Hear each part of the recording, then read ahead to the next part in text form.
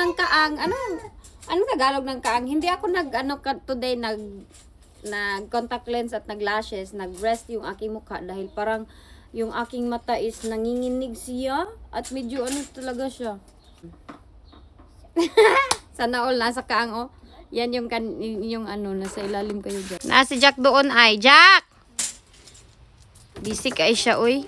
Kanina pa yan siya oh. May alugbati ako doon. Yung bigay ni Ate Oni na lemongrass. Tinanim ko dyan. Oh. Careful. Oh. Grabe na yan siya. Hello. Hi. Danahan ka magdula-dula din he? Gustong-gusto niya maglaro dito sa labas. Hi. Yes, naghalay. Oy! Hala na dagma. Nilagay ko tong carpet namin dito kay ito siya. Mahilig talaga maglabas-labas ba. So nagsampay ako tapos yan. Trabaho na yan kanina. Tingnan nyo. Show titas your kuko. Ang kuko ni Jackie Boy. Grabe ang dumi ng kuko. Sama na. Hoy! Jenny! Kakauwi lang nito galing sa school. Jennifer! Kita niyo yung init? Ayan. Grabe, sobrang init today. Uy, ang dumi na. You change na ka. Tus bahay today. Kanina ba, naglakad ba? Makakita yung ating mga panty. Dumi pa talaga yan dyan. Oh, pero okay naman yung doon. Naglakad, di ba kami galing ka ako sa school ni JJ. Tapos, ang nangyari nito, may naglaro ka na naman dyan sa tubig na madumi. Tanawa ninyo si Jack. Ara, bakit ka nang dyan, Dudong? Hoy! Dili! Bantog dahil nangangatiyan siya. Mayroon yung kati-kati sa kanyang kuan. Tiyan, kay bakit? Diyan ka palang lalaro. Lalaro bitaw. Ay, dirty. Kagiinom na. Hala, grabe ang dumi ba? No. Ay. Ikaw ha, gagara na ka ha. Dire, kay magwash hands. Hawa. Dito. Dire, gawas. Jack! Ay, naku, likot. Sobrang likot talaga. Kung saan-saan lang yan siya aabot, oh. Saan na siya? Kaya pala, meron yan siyang kati-kati. May malaki yung bootleg sa circle sa kanyang chan. Kaya sabi ko, bakit hindi ito nawawala? Siya pala. Kaya yan pala, nangyari sa kanya. Where's JJ lang? Nang-make up man pala. Kaya bakit? Aalis kami, oy. Gusto niya banding-banding kami. Ayo. What's that, Jenny? I said dog. No, what that did you eat? Dirty. I can tell if it's what's the cancel it? I think they cancel. They cancel school Friday. Ito kami sa McDonald's. Si Jack nag-aantay sa kanyang mga ate. Nag-order pa si Wayne. Doon kami nakaparking. Doon. Jackie boy. Hoy! Wala, nisaka na oh. Umakyat na. Grabe, ganito to siya kalikot. Malikot na si Jackie boy. La. Na, umakyat na siya. Hane. They got like Color si Jack. Color. Ikukulay yung mga ate. Color si Jack. Oh, sa muko na niya. Tignan nyo, oh. Mayroon po andun. Ayaw galit si Jenny. Ayaw niya ipakuha. Iniwan namin yung burger pero kinuha ko yung nuggets. Kaya, paborito niya. Sayang man, itapon lang yan nila sa basurahan. Enjoy kayong dalawa, oh. Nagkukulay. Grabe naman tubo ko na isa, oh. Maarte, oh. Nakapingping. you should take that burger, mommy. Want to try my drink? Eat! Jenny, Jack, kumakain na ng kanyang nuggets. Jenny, nag-inom ng juice. Sit down, Jack. Good boy. What's their toy? Oh, that one. There's 8 nuggets. Jenny, oh, grabe, oh. Where's the one that needs my I told Jenny not to draw on her kuan. I will take it. No, Papi! Wa na si Jack, oh. Papi! Makulit yun. Ang napin niya, puno na ni ba? Ang ears, oh, shush! Sarap kagatin. Daddy! Daddy da. Grabe gyud oh, ka-hyper gyud siya oh. Jack, dali na. Iba talaga yung lalaki no, as in. Ando na yung mga ate. Nagkuha sila ng sasakyan ni Jack. Ali na kay sakay. Yes, dali kay sakay. Wait. Halin na.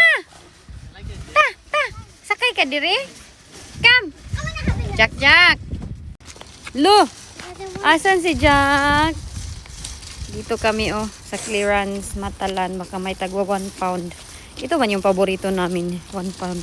Pag hindi 1 pound, hindi kami mamili niyan, oy.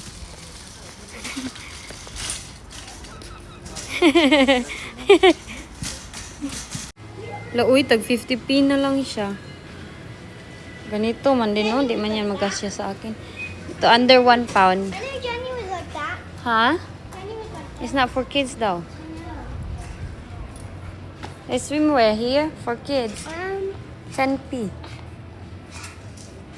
Ang bata, oh, wala na. Walk, Jack, walk. Jackie boy. Ala, may dancer naman dito, oh. Agoy, may dancer. Nakapamili kami dito. Uy, asan man yun siya pupunta? Jack, walk ka? Walk, be walk. Ka-walk dito kang daddy. Dili, magkamang. Magkalakad naman to siya. Uy, nag-hug naman ka di sa jacket. don't hug. Ay. Careful. Ay, honey. I mean, I think he likes it because it's Egypt. so first, and first I don't like it. Second, you said it had a wall. Third, Hala, unggo, hala, honey. Oh, what a goal. Ne! Naisplakoy ko, ay kinakatulog ako galing kami diba sa labas kahapon. Morning na today. Alas 4 o'clock na dito.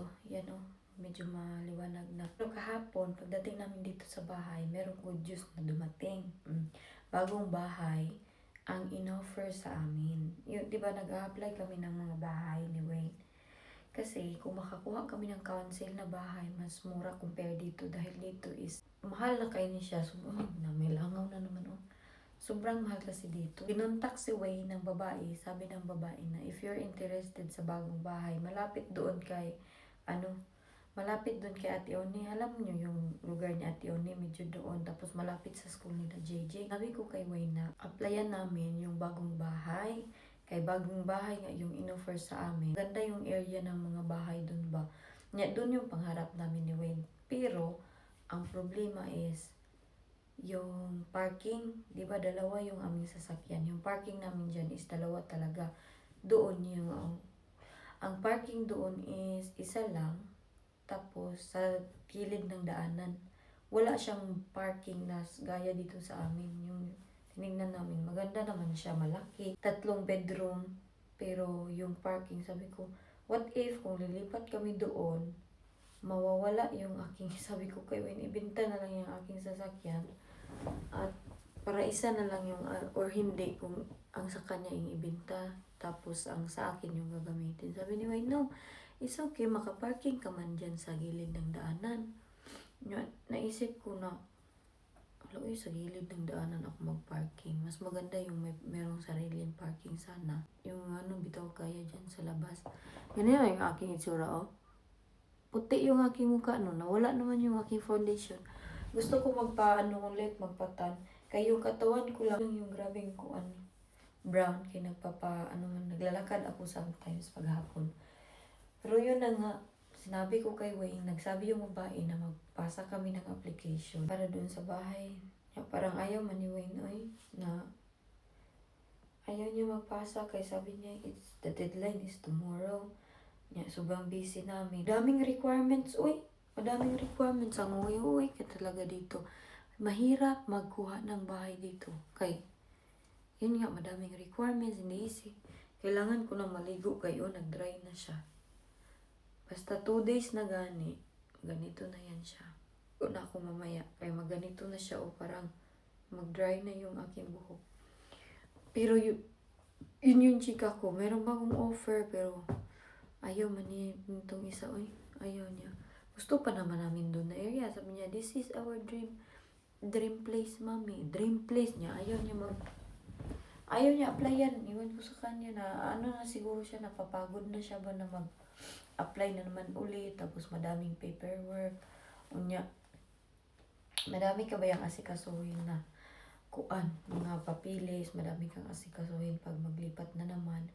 Kay dito hindi ka basta-basta makalipat, daming mga i-change yung address, i-change yung ganyan. Hindi ka guys Pilipinas, gusto nating lumipat, easy lang okay, lipat tayo ng bagong bahay.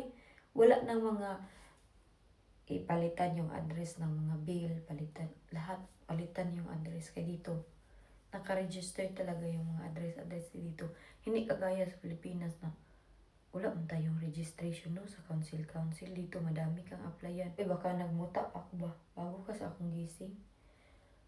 Ay, nakatulog ako kagabi, sabi ko na pagod na pagod yung katawan ko. Nagtanong siya, do you want to watch TV with me? Sabi ko, no, I'm so tired. Sabi ko, natulog na ako, diretsyo na. Kami ni Jack, mga 7 o'clock, wala na. Tulog na kami. So, bumaba ako, kaya nag-inom ako ng tubig. Kaya pag nawalan ako ng tubig ng mga ilang oras, mag-UTI ako dahil to sa aking breastfeeding. So, I don't know. Dahil may 1 year pa naman na kami dito. Next February pa mag-expire yung aming 1 year dito. And may kuan kami din yung dito kontrata. May kontrata itong bahay na to. Kaya mahirap. Sabi ko sa kanya, kung pwede pala ngayon na, lilipad na tayo ng Pilipinas. Lahat hindi din kasi pwede dahil yung pamasahe mahal. Tapos isa pa sa pamasahe dyan, itong dalawa, yung pag-aaral talaga yung iniisip namin. Baka mag-adjust pagdating sa Pilipinas, pagka hindi nila magustuhan. Si Jack kasi nung nandun sa Pilipinas, hindi siya happy. Na-observe nyo? Hindi siya happy talaga. Parang everyday grumpy siya na, ano ba to si Jack? Uy! Nag-offer na ng bahay. Since 19 na ako dumating dito. 19, 20, 21, 22, 23, 24, 25. 7 years na pala ako dito. Tapos yung relationship namin ni Wayne na magjowa for 4 years. Mag-11 years na pala kami ni Wayne.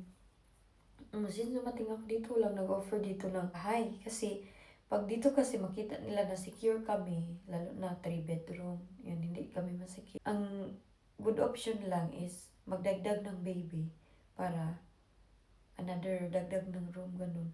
So kung 5 yung anak namin or 4, tapos wala na masyadong space, bibigyan ka ng another big option na bahay yun, priority ka.